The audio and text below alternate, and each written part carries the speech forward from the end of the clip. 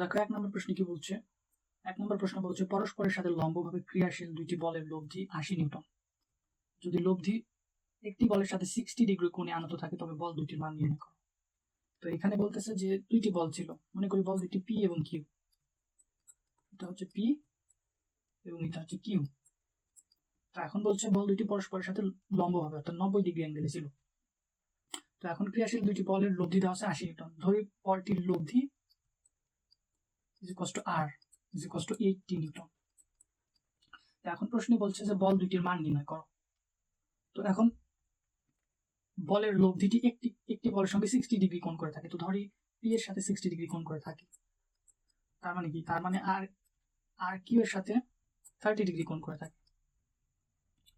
তো এখন আমাদেরকে বার করতে হবে কি বল দুইটির মান অর্থাৎ পি এবং কিউ এর মান। তো আসলে বার করি।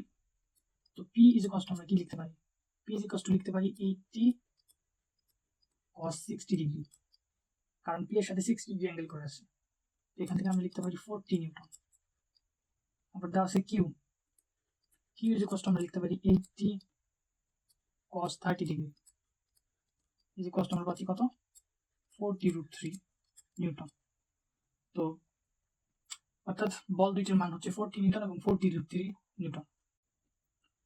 এবার আসলে 2 নম্বর প্রশ্ন সলভ করি। 2 নম্বর প্রশ্নে কি বলতেছে দেখো। 2 নম্বর প্রশ্ন বলতেছে এ ও বি ভেক্টর দুটি এমন যে এ তার ভেক্টর দ্বয়ের মধ্যবর্তী কোণ নির্ণয় করো। তার মানে এই শর্ত যদি থাকে তাহলে ভেক্টর দুইটির মধ্যবর্তী কোণ নির্ণয় করতে হবে। তো এখানে দেখো A vector plus B vector এর মান কত। এর মান আমরা লিখতে পারি A vector plus B vector is equal to আমরা লিখতে পারি a square plus B square plus 2ab cos alpha, এটার উপর রুট। আবার a মাইনাস বি ভেক্টর এর মান কত, এর মান হচ্ছে a square plus B square plus 2ab cos 180 degree minus alpha, এটার উপর রুট। তো এখন দেখো 180 ডিগ্রি মাইনাস আলফা এটাকে আমরা কি লিখতে পারি, এটাকে আমরা লিখতে পারি a square plus B square minus 180 degree minus alpha, এটাকে আমরা লিখতে পারি মাইনাস 2ab cos আলফা, এটার উপর কি হবে স্কয়ার রুট। তো এখন প্রশ্নে বলা হয়েছে ভেক্টর দুইয়ের মধ্যবর্তী কোণ, আর এখানে দেওয়া আছে এই দুইটা ভেক্টর সমান। তো এখন আমরা দুইটা ভেক্টরকে স্কয়ার করে দিই যদি, তাহলে আমরা পাচ্ছি কি দেখো, তাহলে আমরা পাচ্ছি a square plus B square plus 2ab cos alpha, আর এখানে থাকতেছে কি, এখানে থাকছে যে a square plus B square minus 2ab cos alpha. এখানে কিন্তু আমরা স্কয়ার করে দিয়েছি, তারপরে কিন্তু এটা লিখছি। এখন দেখো দুই পাশ থেকে a ক্যান্সেল, বি ক্যান্সেল, থাকতেছে কি, থাকতেছে 2ab cos আলফা এবং মাইনাস 2ab cos আলফা। এখন যদি এটাকে পক্ষান্তর করি তাহলে আমরা পাচ্ছি 4ab cos alpha is equal to 0। এখানে 4ab কিন্তু নন জিরো, এটা কিন্তু জিরো হতে পারে না। তার মানে কি, তার মানে cos alpha is equal to 0। আমরা লিখতে পারি alpha is equal to 90 degree. তার মানে কি, তার মানে আমরা ভেক্টর দ্বয়ের মধ্যবর্তী কোণ পাই গেলাম, সেটা হচ্ছে 90 ডিগ্রি। তো এটাই হচ্ছে অ্যান্সার এই কোশ্চেনের। এখন আসলে এই প্রবলেমটা সলভ করি। এই প্রবলেম কি বলছে দেখো, বলছে যে কোনো নদীতে একটি নৌকার বেগ স্রোতের অনুকূলে ও প্রতিকূলে যথাক্রমে 18 এবং 6 কিলোমিটার পার আওয়ার, নৌকাটি কত বেগে কোন দিকে চালনা করলে সোজা অপর পারে পৌঁছাবে। তো এখানে দেওয়া আছে স্রোতের অনুকূলে এবং প্রতিকূলে বেগ। তো ধরি নৌকার বেগ ইজ ইকুয়াল টু ভি এবং স্রোতের বেগ ইজ ইকুয়াল টু ইউ। তো অনুকূলে কি করবে, অনুকূলে কিন্তু স্রোত নৌকার বেগকে সাহায্য করবে, তার মানে কি ইউ এবং ভি যোগ হবে। তো U V is equal to আমরা পাচ্ছি কত 18। আবার ভি মাইনাস ইউ, এটা কিন্তু স্রোতের প্রতিকূলে, আর স্রোতের প্রতিকূলে কি করবে, স্রোতের প্রতিকূলে নৌকাকে স্রোত বাধা দিবে, তার মানে U minus V is equal to আমরা পাচ্ছি 6। তো এখন এই দুইটা সমীকরণ যদি আমরা সলভ করি তাহলে আমরা কি পাই দেখো, তাহলে আমরা পাই V is equal to 12 kilometre per hour, আবার U is equal to 6 kilometre per hour. এখন বলছে যে নৌকাটি কত বেগে কোন দিকে চালনা করলে সোজা অপর পারে পৌঁছাবে। তার মানে নৌকাটি কত বেগে, এর অ্যান্সার কিন্তু আমরা পাই গেছি, সেটা হচ্ছে 12 কিলোমিটার পার আওয়ার। তার মানে নৌকাকে 12 কিলোমিটার পার আওয়ার বেগে রওনা দিতে হবে, কিন্তু এখন কোন দিকে রওনা দিতে হবে সেটা আমাদের বের করতে হবে। তো আসলে বার করি, মনে করি এটা নদী, ওকে নদী এটা। তো এখন মনে করি যে এটা হচ্ছে স্রোত, এটা হচ্ছে স্রোতের বেগ যেটাকে আমরা ইউ ধরছি, আর এইটা হচ্ছে নৌকার বেগ যেটাকে আমরা ধরছি ভি। আর এই নৌকা এবং স্রোত এই দুইটার লব্ধি বেগ হচ্ছে ডাব্লিউ, যেটা হচ্ছে 90 ডিগ্রি অ্যাঙ্গেল করে আছে। এটা কার সাথে? প্রস্থের সাথে 90 ডিগ্রি অ্যাঙ্গেল করে আছে, কারণ প্রশ্নে কিন্তু বলেছে যে সোজা অপর পারে, তার মানে কি সোজাসুজি পৌঁছাতে হবে, যে কারণে 90 ডিগ্রি অ্যাঙ্গেলে পৌঁছাতে হবে, যে কারণে লব্ধি বেগ হবে কত? প্রস্থের সাথে 90 ডিগ্রি অ্যাঙ্গেল।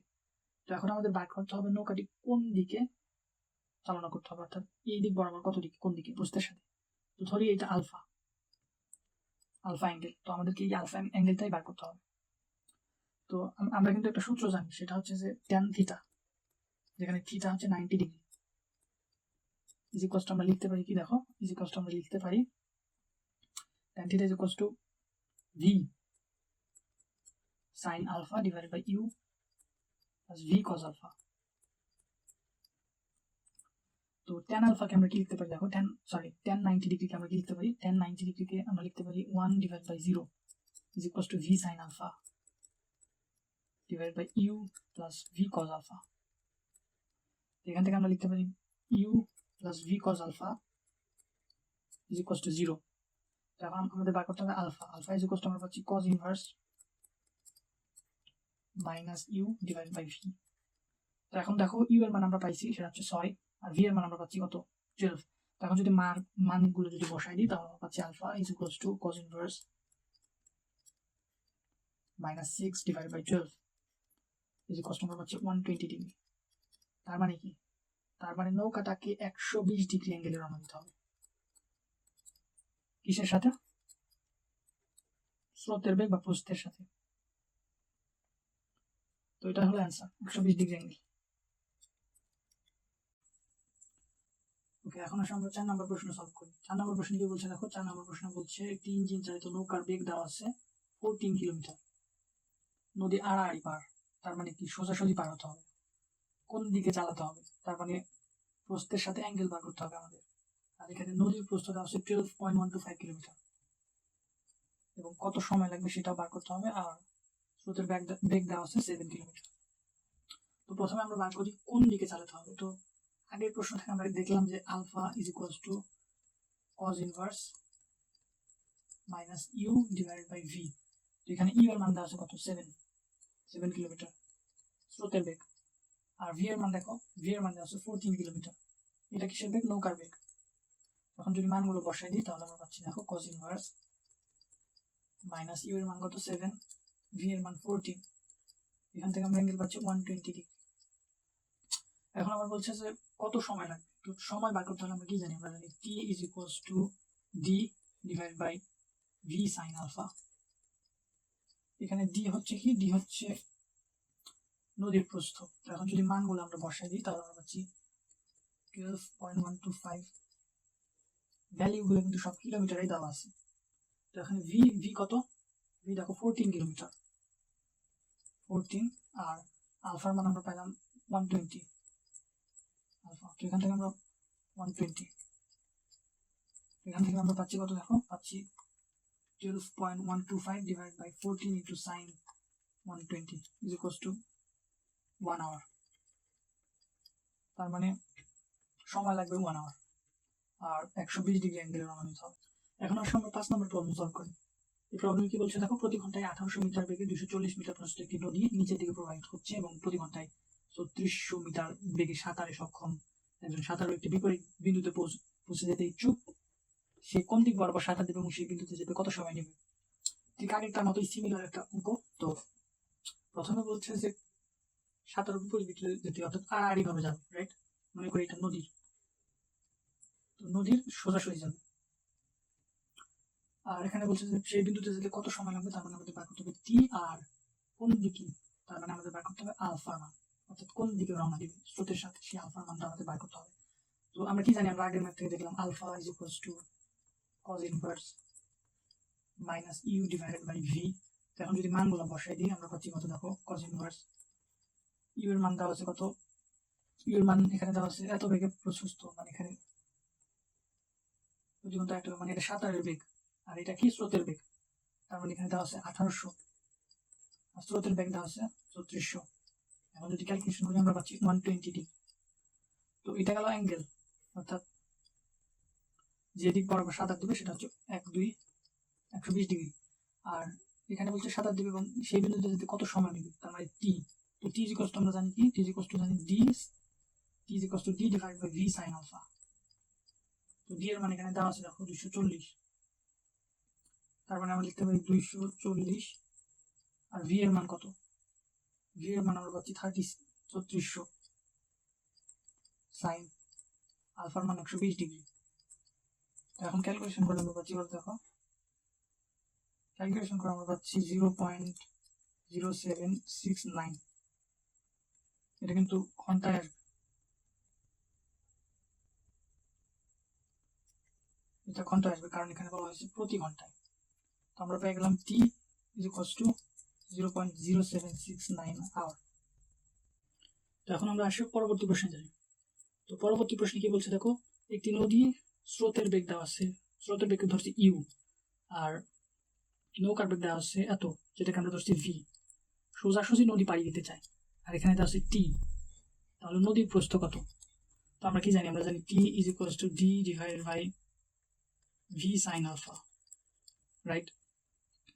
কিন্তু এখানে কিন্তু আমরা আলফা জানি না, তো আলফার মান আমাদেরকে প্রথমে বার করতে হবে। তো আমরা পাচ্ছি কি alpha is equals to cos inverse, আগের সূত্র অনুযায়ী cos inverse minus U divide by V. তো যদি মান বসাই দিই আমরা পাচ্ছি কত, দেখো ইউ এর মান কত দেওয়া আছে 5 আর ভি এর মান 10। তো এখান থেকে আমরা পাচ্ছি আলফার মান 120 ডিগ্রি।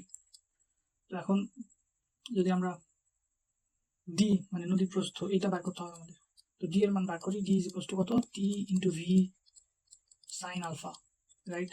আর এখানে দিচ্ছে টি 1 মিনিট 40 সেকেন্ড, এটা ইজ ইকুয়ালস টু 100 সেকেন্ড। তো আমরা পাচ্ছি 100 ইন্টু ভি এর মান কত, ভি এর মান হচ্ছে 10 ইন্টু সাইন আলফার মান আমরা পাচ্ছি 120 ডিগ্রি। এখন যদি মানগুলো বসাই দিই আমরা পাচ্ছি কত, দেখো আমরা পাচ্ছি 100 into 10 into sine 120 equals to 866.025 metre. সুতরাং আমরা পাই গেলাম নদীর প্রস্থ 866.02 মিটার। আসলে পরবর্তী নোট সলভ করি। এখানে 7 নম্বর প্রশ্নে কি বলছে দেখো, একটি গাড়ি 40 কিলোমিটার পার আওয়ার বেগে উত্তর দিকে চলছিল, এরপর গতি পরিবর্তন করে উত্তর দিকের সাথে 60 ডিগ্রি কোণে 42 কিলোমিটার পার আওয়ার বেগে পূর্ব দিকে চলতে থাকলো। এটা বেগের পরিবর্তন কত? তার মানে আমাদের কি বার করতে হবে, বেগের পরিবর্তন। আমরা কি জানি, বেগের পরিবর্তন delta V is equals two final velocity, এটা কিন্তু vector, minus initial velocity, right? তো এখন প্রশ্নে কি বলছে দেখো, প্রশ্নে বলছে যে 40 কিলোমিটার, এটা ধরলাম পূর্ব পশ্চিম উত্তর দক্ষিণ। তো বলতেছিল 40 কিলোমিটার পার আওয়ার বেগে উত্তর দিকে চলতেছিল। তারপরে কি হলো, তারপরে বেগ পরিবর্তন করে, এটা কি ছিল, এটা ছিল ইউ, তারপরে বেগ পরিবর্তন করে 60 ডিগ্রি অ্যাঙ্গেলে উত্তর দিকের সাথে 60 ডিগ্রি অ্যাঙ্গেলে পূর্ব দিকে চলতে থাকলো। তার মানে এটা হচ্ছে ভি, আর যেটার মান কত 42 কিলোমিটার পার আওয়ার। তো এখন আমাদের বার করতে হবে ডেল্টা ভি।